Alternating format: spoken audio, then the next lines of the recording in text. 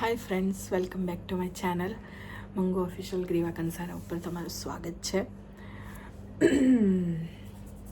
આજે મેં blog late night ચાલુ કર્યો છે. આઈ થિંક કેટલા વાગ્યા હશે, સોરી મારો બીજો ફોન પેલી બાજુ પડ્યો છે, બટ 10:30-11 વાગ્યા હશે અત્યારે રાતના. અને હું કંઈક કરતી હતી તો મને એમ થયું કે તમને લોકોને બતાવું, તમારી લોકો સાથે શેર કરું કે હું શું કરી રહી છું. સો હું એક આવું કંઈક બનાવી રહી છું. આ મેં બનાવ્યું છે, પેઇન્ટિંગ કરી છે, આ ડિઝાઇન મેં કરી છે. સો આવા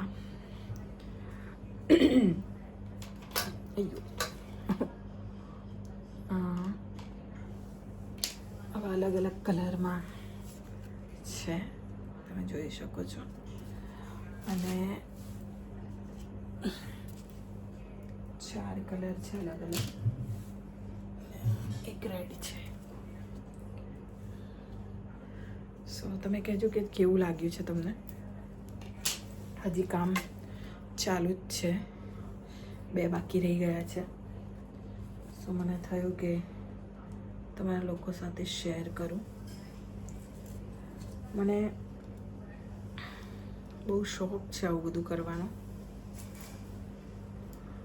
હું જ્યારે હોસ્ટેલમાં ભણતી હતી ત્યારે અમે લોકો હોસ્ટેલમાં આવું બધું શીખ્યા હતા, ક્રાફ્ટનું. તમને બધાને કહી દઉં કે હું ક્યાં ભણી છું. બોરસદ તમે લોકોએ સાંભળ્યું હશે, બરોડાથી થોડું અહીંયા નજદીકમાં જ છે, ગામ છે બોરસદ કરીને. ત્યાં આશ્રમ શાળા છે, ત્યાં મેં અભ્યાસ કર્યો છે.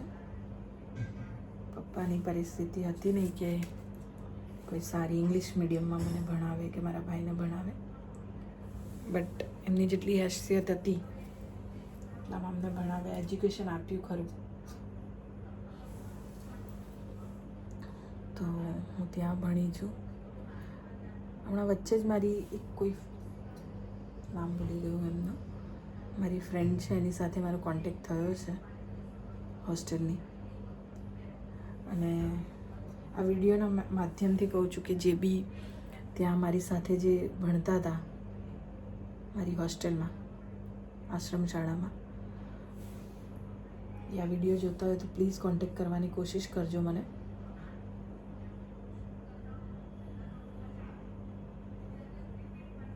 મારા વિડીયોમાં મેસેજ છોડજો મને, હું શ્યોરથી તમારી સાથે વાત કરીશ. મને બહુ બધા લોકો યાદ છે, બહુ બધા લોકોને હું ભૂલી ગઈ છું.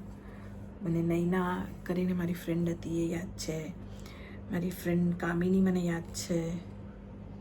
કામિની આણંદની છે અને આણંદમાં એના મોમ ડેડ ડૉક્ટર છે. પપ્પાનું નામ આઈ થિંક રાહુલ ભાઈ કેવું કંઈક છે, I don't know, but Kamini મારી ફ્રેન્ડ છે. આણંદમાં આઈ થિંક શ્રીજી હોસ્પિટલ કોઈ છે, એમાં એ લોકો જોબ કરતા હતા. અને 2002-01ની વાત કરું છું. અને મારી ફ્રેન્ડ ચંદ્રિકા મને યાદ છે, એ મારી બેસ્ટ ફ્રેન્ડ હતી. કામિની હોશિયાર બહુ જ હતી. પછી રાજેશ્રી યાદ છે, જેના માસી આઈ થિંક કેસરબેન એ હોસ્ટેલમાં હતા. પછી સોનલ, વિદ્યા, વર્ષા, કોકો, આ બધી બહેનો હતી. સરસ્વતી. છોકરાઓ મને યાદ નથી, પણ હા છોકરીઓમાં હતી.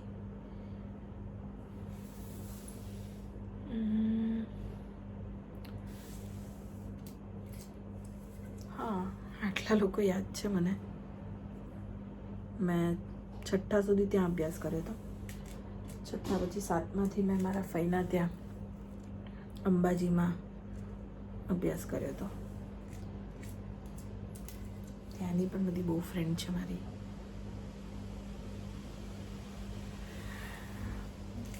બાલુસણા કરીને ગામ છે, ત્યાં મેં 10મા સુધી ત્યાં અભ્યાસ કર્યો. અને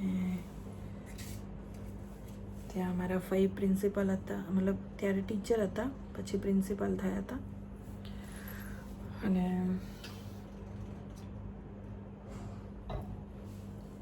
ત્યાં મારી ફ્રેન્ડ હતી દેવકી, શાહિદા, મકસુદા,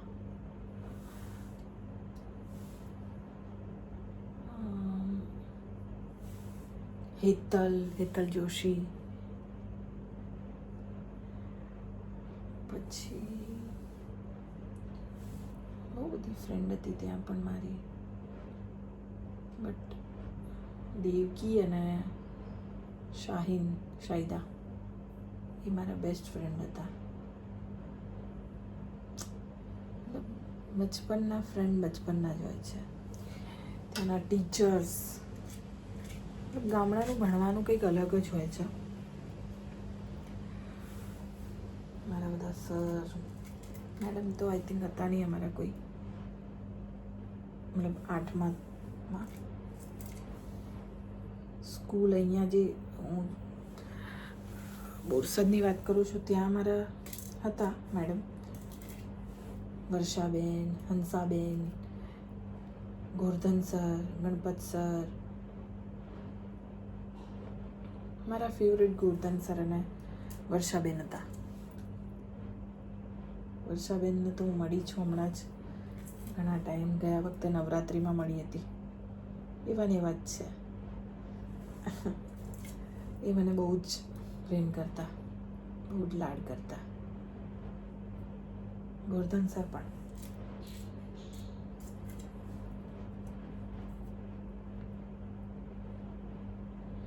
અહીંયા ભાલુસરામાં વિષ્ણુ સર, પછી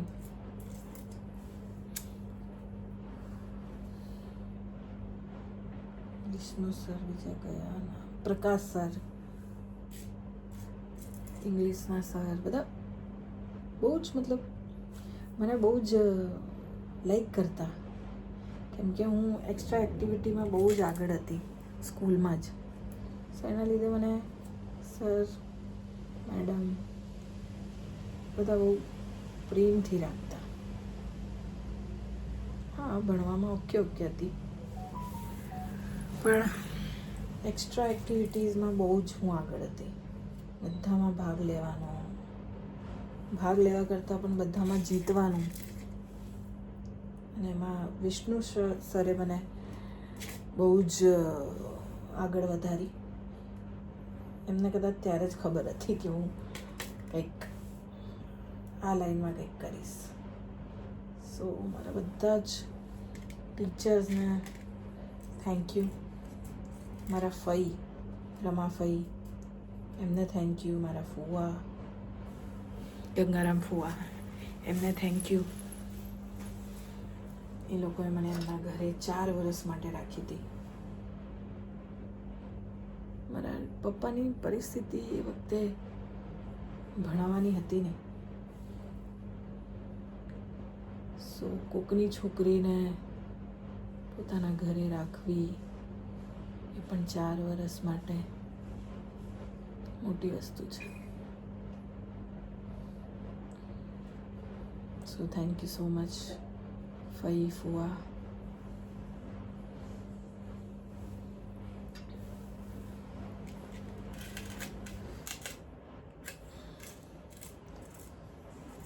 બસ બીજું તો કંઈ નહીં. આજે બધા સ્કૂલના ફ્રેન્ડ્સ, ટીચર્સ બધાની યાદ આવી.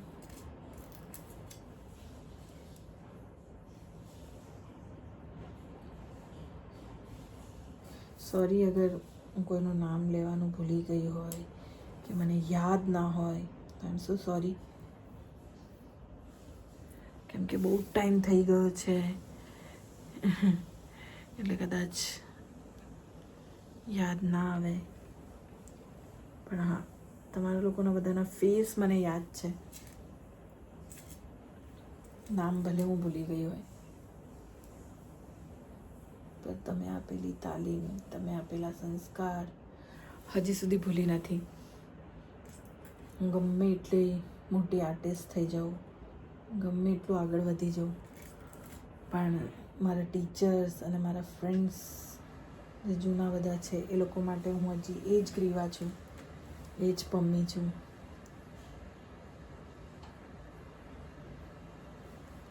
હું હજી પણ મારી સ્કૂલોમાં જઉં છું, મળું છું મારા ટીચર્સને, અને એટલું પ્રાઉડ ફીલ કરે એ જોઈને મને બહુ જ આનંદ થાય કે એટલીસ્ટ કંઈક તો મેં લાઈફમાં કર્યું છે, કોઈને તો પ્રાઉડ ફીલ કરાયું છે.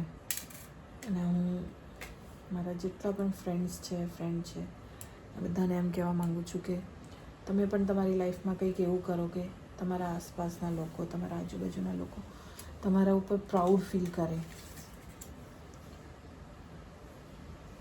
તમને બહુ જ ખુશી મળશે એ વસ્તુથી.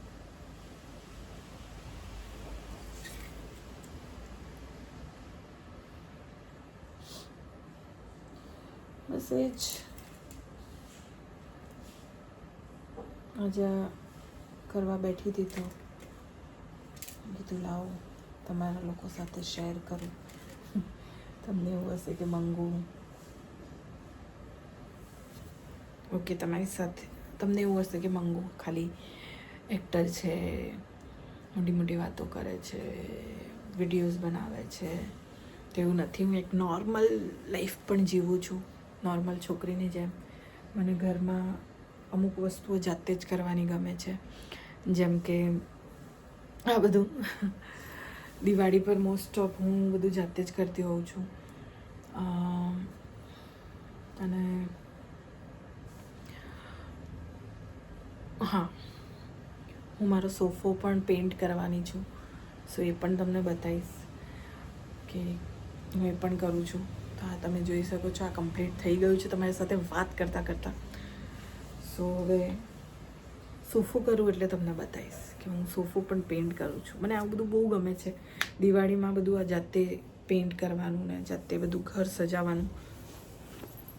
સો મળીએ તમને સોફો પેઇન્ટ કરતી વખતે. Hi friends, good morning. Sorry, હું તમને સોફો પેઇન્ટ કરવાની હતી અને બતાવવાની હતી, બટ બહુ થાકી ગઈ હતી એટલે સૂઈ ગઈ એટલે હવે સવારે ઉઠીને હવે હું કરીશ એ બધું કામ. સો તમને હવે બતાવીશ કે હું જાતે જ સોફો પેઇન્ટ કરવાની છું. એવું નથી કે કોઈ કારીગરને ના બોલાવાય આ તે, પણ મને આ બધું જાતે કરવાનું ગમે છે, પેઇન્ટ ને એવું બધું. સો નાના મોટા કામ હું જાતે જ કરી લઉં છું. સો મારે સોફાનું કવર મતલબ જે છે એ ચેન્જ કરાવવાનું છે. પહેલાં એને પેઇન્ટ કરવો જરૂરી છે, તો નવું કવર પછી તમે લગાવી શકો છો. જો નવું લગાવી દઈશ તો પછી પેઇન્ટ નહીં થાય, એટલે પેઇન્ટ હું જાતે જ કરી દઈશ. સોફાવાળાને બહુ ટાઈમથી બોલાવું છું પણ એ આવતા નથી. આવી જશે, પણ પહેલાં પેઇન્ટ આપણે ચાલુ કરી દઈએ. ચલો.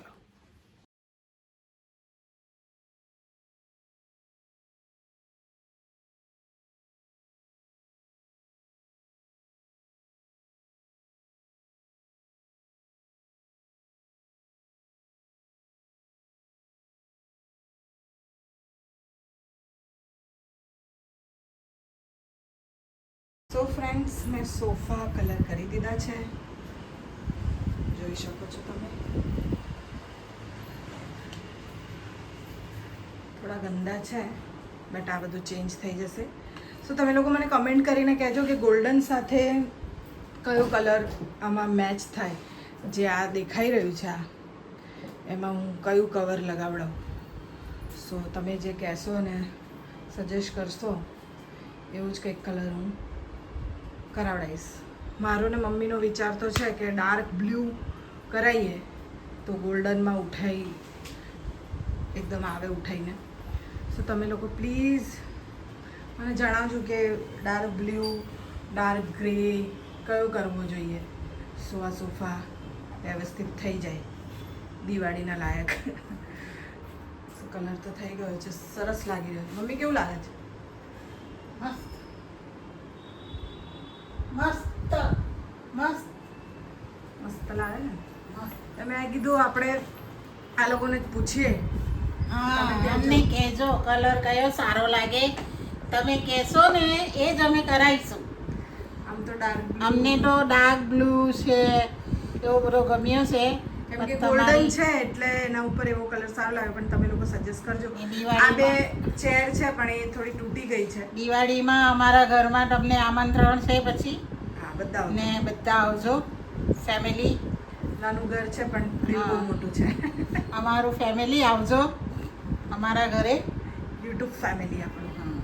સો આ બે ચેર છે બટ એ ચેર થોડી તૂટી ગઈ છે એટલે એનું તો મને નથી લાગતું કશું કરવું જોઈએ.